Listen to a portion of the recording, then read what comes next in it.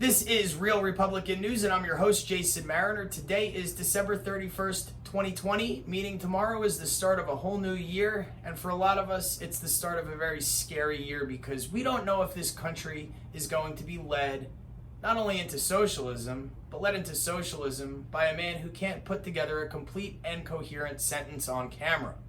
To me, that's a very disturbing prospect, and I know it's a disturbing prospect to you as well.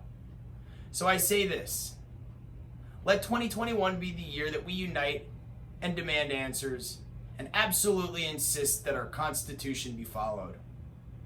Let 2021 be the year where we tell our leaders that if they are going to abuse us and oppress us and force their will upon us, and in times of need, hand our money out to the rest of the world instead of back to us when we need it most, that we're simply not going to pay taxes anymore.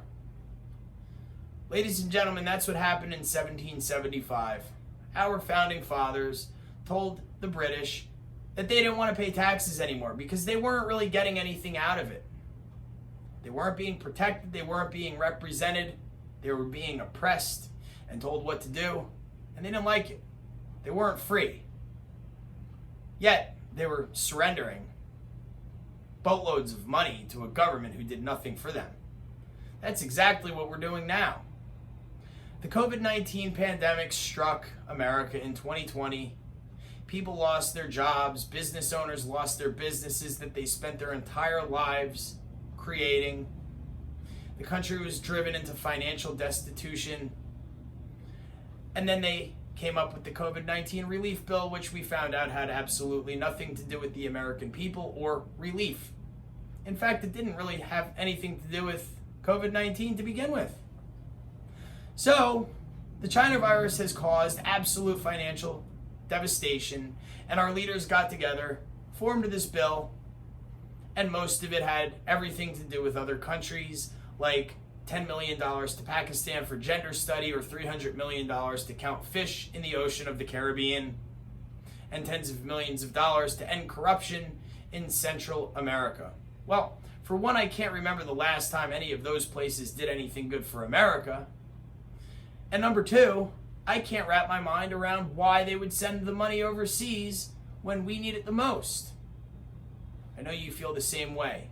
That's why 2021 needs to be the year where we demand answers, we demand that the Constitution be followed, and we again tell our leaders that, hey, look, if we're going broke and we're losing our jobs and businesses, but you see fit to send $1.3 billion to Egypt instead of giving it to us, we're not going to pay taxes until you learn to be responsible with our money and advocate and defend us, the American citizen. Put the American citizen first. I don't think anybody's ever elected a leader into office and said, you know what, I'm electing you because I want you to put the citizens of Pakistan and their gender studies and problems before our own. Did you ever vote for anyone and say, I'll vote for you as long as you promise to send a ton of money over to Egypt? By the way, that money invariably will wind up buying weaponry that will one day kill innocent people or American citizens, neither of which are acceptable in my book. In 2020, we've been shown blatant disregard by our political leaders for the Constitution. The Constitution has held this country intact and made it the greatest country on earth, one that people risk life and limb to make it into, and it's worked for 244 years. Now, we're going to completely abandon that as evidence by some of what went on with this last election. We have states like Pennsylvania who changed the rules in the dark of night without saying anything, and they did it behind our backs. Now, what was supposed to happen if they wanted to change the rules on counting and handling and the distribution of ballots was that a vote should be held, and the people get to decide. And if we say yes, then they get to do it. That's not what happened. Again, they changed the rules behind our backs, and that's why we wind up with a set of results after the election that no one can seem to understand.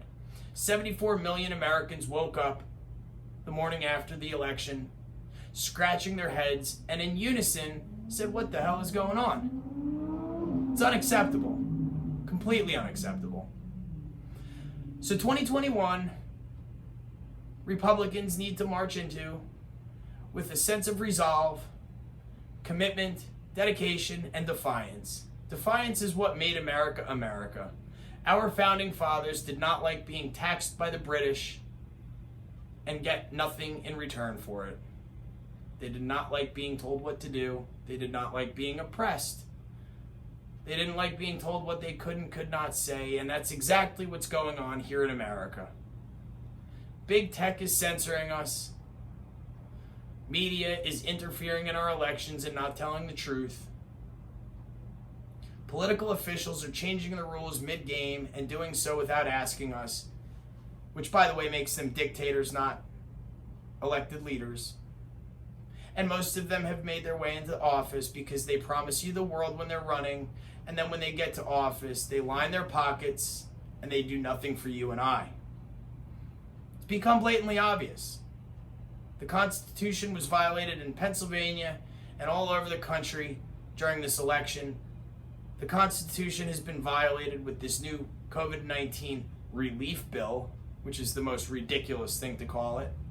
Again, I've suggested that we retitle the bill to take care of the rest of the world that doesn't care about America and circle back and insult the rest of the American people. 2021, we need to take it back. We need to be proud to be Republican, because to be a Republican, it means that we're honest, hardworking, God-fearing, we take care of our families, we have a sense of community, and we are patriotic. We love America, and we have absolutely no problem with American exceptionalism. 2021, we need to tell our leaders that we're not going to pay our taxes until they start learning to be responsible with our money. That money, that $1.3 billion to Egypt, the $10 million to Pakistan, the $300 million to the Caribbean, that should have been given to the American people. And by the way, the list is much longer than that. Wrap your mind around that for a second. While you've been starving, our leaders have been handing out money to foreign countries who have never done squat for the American people. 2021 is going to be a tough year. It's not going to be easy. Preserving freedom, life, liberty, and the pursuit of happiness is not an easy thing to do. Now, we're not calling for violence. We're not calling for war. We're calling for unity. Because if 74 million Americans unite and coalesce and start demanding answers and constitutional adherence, and that our leaders do the right thing and the bad ones get out of office, we can't be ignored. We simply can't be stopped, and 2021 will be the year that goes down in history as the year that the American people took back the United States of America, made it whole again, and ensured the freedom of not only our country, but our children. So with that, I say be careful, be vigilant,